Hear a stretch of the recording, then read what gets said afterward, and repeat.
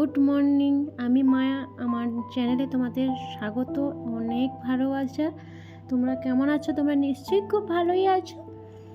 তো দেখো, আজকে হচ্ছে রবিবার।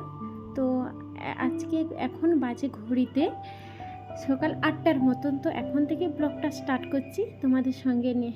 আই হোপ তোমাদের ভালো লাগবে, ব্লগটা দেখতেই থাকো। আর আমি কখন ব্রাশ করছি বলো তো? 8টার সময়। আজ ঘুম থেকে উঠতেই পুরো 7:30 বেজে গেছে। ওই একটু ব্যায়াম ট্যাম করে তারপরে একদম ঘেমে ভিজে গেছি। এই জন্য ওই জানলাটার পাশে প্রচণ্ড হাওয়া দিচ্ছে, তো ওখানে বসে ব্রাশটা করে নিচ্ছে, গায়ে থেকে ঘামটাও শুকিয়ে যাবে। এই জাস্ট তারপরে এসে এই দেখো বিছানাটা গোছাচ্ছি। আর যেহেতু সকালে রান্না বান্না নেই, মেয়েরও তো ছুটি, তো তাই এত লেট হয়ে গেছে উঠতে। না হলে সেই 5টার সময় আমাকে ঘুম থেকেই উঠতে হয়। তো কোনো কাজই আমার হয়নি, শুধু এই ব্রাশটা করেছি আর এই বিছানাটা গোছাতে এসেছি। তারপরে বাকি আর সমস্ত কাজগুলো হবে। তো চলো, সঙ্গে থাকো। বড়বাবু আবার বাজারে গেছে, জানি না কি আনবে, হয়তো মাছ টাছ কিছু আনবে, কি জানি। কাল থেকে বন্ধুরা প্রচুর ঝড়ো হাওয়া দিচ্ছে, প্রচণ্ড। মনে হয় সামনে ঝড় বৃষ্টি কোনো লক্ষণ দেখা যাবে, জানি না।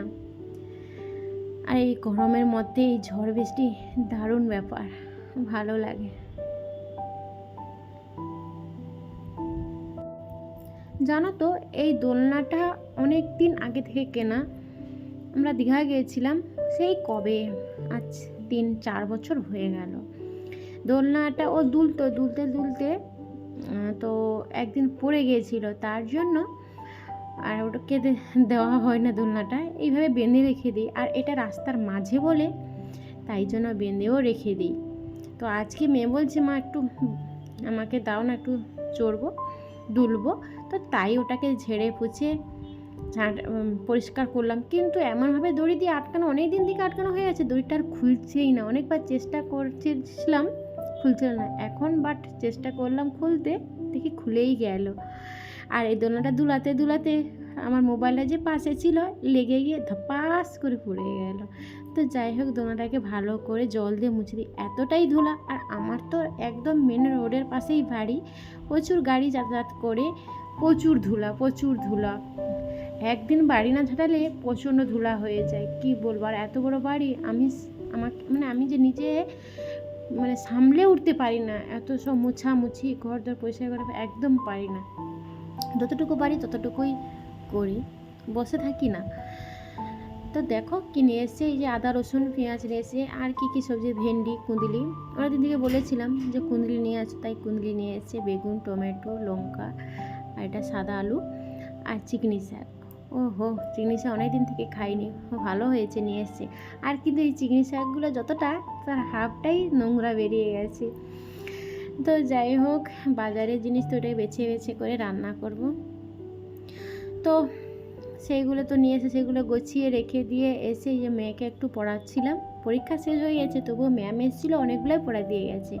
তো সেগুলো একটু ও পাশে করছে, আর তার ফাঁকে আমি কি করছি, তারপর নতুন প্রথম টার্ম পরীক্ষা হয়ে গেল, তারপর সেকেন্ড টার্মের জন্য নতুন, তো তাই জন্য ওর খাতাগুলো আবার নতুন করে একটা বাঁধছি সেকেন্ড টার্মের জন্য।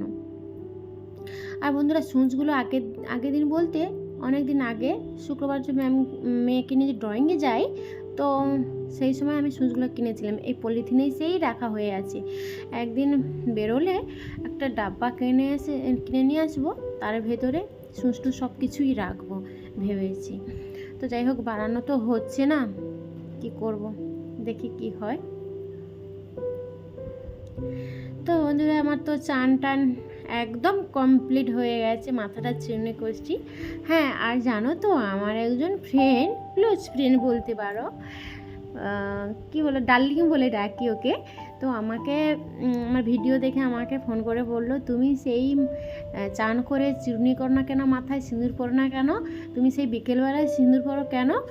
তো তুমি চান করে সিঁদুর পরবে, টিপ পরবে, সুন্দর হয়ে থাকবে। তাই আজ থেকে শুরু করে দিয়েছি, চান করার পর সিঁদুর আর টিপ আমি লাগাবো, রোজই লাগাবো।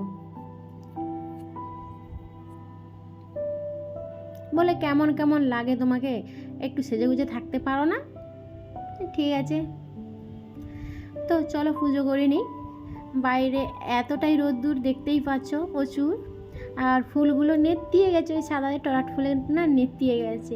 কটা জবা ফুল ছিল তুলেছি, আর এটা তো নয়নতারা, ভালো লাগে। এই সাদা কালারটা আছে, আর বেগুন আর এই পিঙ্ক কালারটা ছিল, তো জাস্ট ওটা গাছটা মারা গেছে। অনেকগুলোই ফুলের গাছ, আর বন্যা হয় আমাদের এদিকে, অনেকটাই জল জমে অনেক গাছই মারা গেছে। যে কটা আছে সে কটায় ফুল আমার হয়ে যায়, অনেক হয়ে যায়, আরও পাশের বাড়ি থেকেও তুলে নিয়ে যায়। আর দেখো এই ছোট ছোট মাছ নিয়ে এসেছিলো, সেটাকে আমি ভেন্ডি দিয়ে তেঁতুল টক করেছি, চিকনি শাকে তরকারি করেছি, কুঁদলির তরকারি করেছি, আরেকটা কি করেছি, বেগুন ভাজা মনে হয় করেছি। তো যাই হোক, জল টল গড়িয়ে বোতলে ভরে তারপরে এই ভাতটাকে উপর করে দিচ্ছি, এটাকে তুলে নিচ্ছি।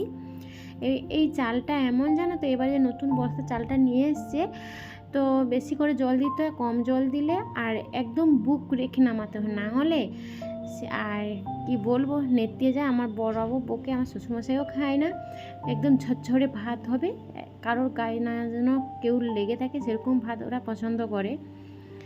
তো সেই জন্য হাঁড়িটাকে খুলে একদম একটা ঝুড়ি ঢাকনা দিয়ে দিলাম যাতে হাওয়াটা পাস করে।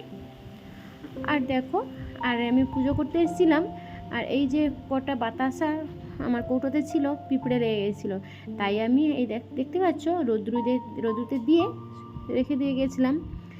তো এখন 3টা দিক করে, তো এটাকে আমি তুলে, চলো কি করি আমি দেখতে থাকো। এই যে লক্ষণ খড়িটা আছে না, এটাতে এই যে একটা টাইলস রেখেছি, তার উপরে এই খড়িটা দিয়ে দেবো, তাহলে সুবিধা হয়। আর টাইলসের ওই সামনেটা যদি রাখি, ওতে টাইলসের তো টাইলস মানে স্লিপ করে, তো ওখানে এই পাউডারটা মানে খড়িটা ধরে না, তাই জন্য উল্টে করে দিয়েছি বলে একদম খড়িটা মানে ধরেছে, চকটা ধরেছে, তাই আর পিঁপড়ে লাগবে না।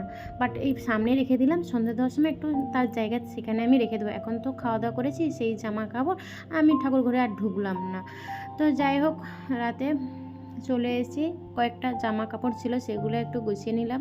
তো মেয়ের তো কালকেই পরীক্ষা শেষ, সোমবার, তো বিকেলবেলা বাপের বাড়ি যাব, খুবই মজা হবে, কি আনন্দ। কিন্তু বাপের বাড়িতে গিয়ে 2 দিনের বেশি আর 3 দিন থাকতেই পারবো না। 25শে বৈশাখ মেয়ের স্কুলে অনুষ্ঠান আছে, তো ও কিছু খেলছিল, পরীক্ষায় অনেক বলতে মেডেল পাবে, মানে এক্সাম দিয়েছিল, তো সেইগুলো অনেক কিছু পুরস্কার পাবে, তাই জন্য আমাকে চলে আসতে হবে 9 তারিখ যে হবে অনুষ্ঠান হবে, স্কুলে যেতে হবে। ভালো লাগে না, আমি ভেবেছিলাম সোমবারে যাব, তো একদম শনি রবিবার করে আসবো, তার আর হলো না। তারপরে অক্ষয় তৃতীয়া আছে, তারপরের দিন শুক্রবার, তো হাজব্যান্ড বলছে যে আমরা একটু মন্দিরে যাব, তো হোক ঠিক আছে, এই বলে আর বাপের বাড়িতে থাকা হবে না। এই হয়ে গেল, আবার সেই জামাই ষষ্ঠী কি হয় কি জানি, 1 দিন কি 2 দিন জানি না, লং আর থাকা হবে না। তো যাই হোক, কি আর করা যাবে। তো দেখো, টেবিলটাও আমি একটু পরিষ্কার করে নিচ্ছি। আর বললাম না, আমার রোডের সাইডের বাড়ি, প্রচুর ধুলা পড়ে, প্রচুর ধুলা। আর এই যে এটা যে লাল কালারের যে আমার কাভারটা বেছানো হয়ে আছে টেবিলের ওপরে, ওটাতে একটু ধুলা পড়লে একদম দেখা যায়, কি আর বলবো। তো আমাকে রোজ না হলে 1 দিন অন্তর করে এটাকে ঝেড়ে রাখতে হয়। তবুও তো মেয়ে এগুলো নিয়ে খেলছে না হলে খেলতো আর এদিক ওদিক পড়তো। আমি বলে দিয়েছি একদম খেলবি না এদেরকে নিয়ে, থাক এখন এখানে, পরে খেলবি। ওর অনেক খেলনা আছে, সেগুলো নিয়েই খেলে। তো এটাকে জাস্ট এখানে রেখে দিয়েছি। আর রাতে চিকেন নিয়ে এসে, যেহেতু মেয়ের তেমন হবে পরীক্ষা নেই, কালকে শুধু যোগা পরীক্ষাটা আছে, তাই জন্য আজকে বলছে চিকেন নিয়ে এসে, আর একটু তো ঠান্ডা ঠান্ডা হাওয়া দিচ্ছে, তাই তো চিকেনটা আমার রান্না কমপ্লিট। আর আগের দিন হচ্ছে সোমবার, আগের দিন বলছি পরের দিন, তো তাই জন্য আমি সমস্ত মুছে নিচ্ছি আগের দিন রাতে থেকে, মানে আজকে থেকে এগুলো সব ঝুঁটুরি সব পরিষ্কার করছি, কারণ সোমবার, তারপরে সকালবেলা আমাকে রান্না বান্না করতে হয়, এগুলো করার একদম টাইম পাই না, তাই এখনই সব পরিষ্কার করে রেখে নিয়েছি। আর দেখো, ওই যে টেবিল ক্লথটা না শুধু খুলে যায়, আমার মেয়ের পায়ে লাগে, শুধু বকাবকি করে, তো এই জন্য আমি সেটাকে একটু ভালো করে গুঁজে দিলাম। আর ফ্যানটাও দিয়ে দিলাম, বাইরে খুব হাওয়া, কিন্তু আমার এই রান্নাঘরটাতে একদম হাওয়া ঢোকে না। তো আমার মেয়ের কোটা জামা কাপড় ছিল সার্ফে ডোবানো বালতিতে, আমার আর একদম মনে নেই। যদি এই খাওয়া দাওয়া শেষ করে চলে এসে যখন বাথরুমে আসি আমি ওরে বাবারে, তো এগুলো পড়ে আছে, এগুলোকে ধুলাম। আর এই আমার রান্নাঘরের নাতাটাকেও সাবান দিয়ে ভালো করে পরিষ্কার করে দিলাম। তো আজকের মতন আসি বন্ধুরা, তো টাটা।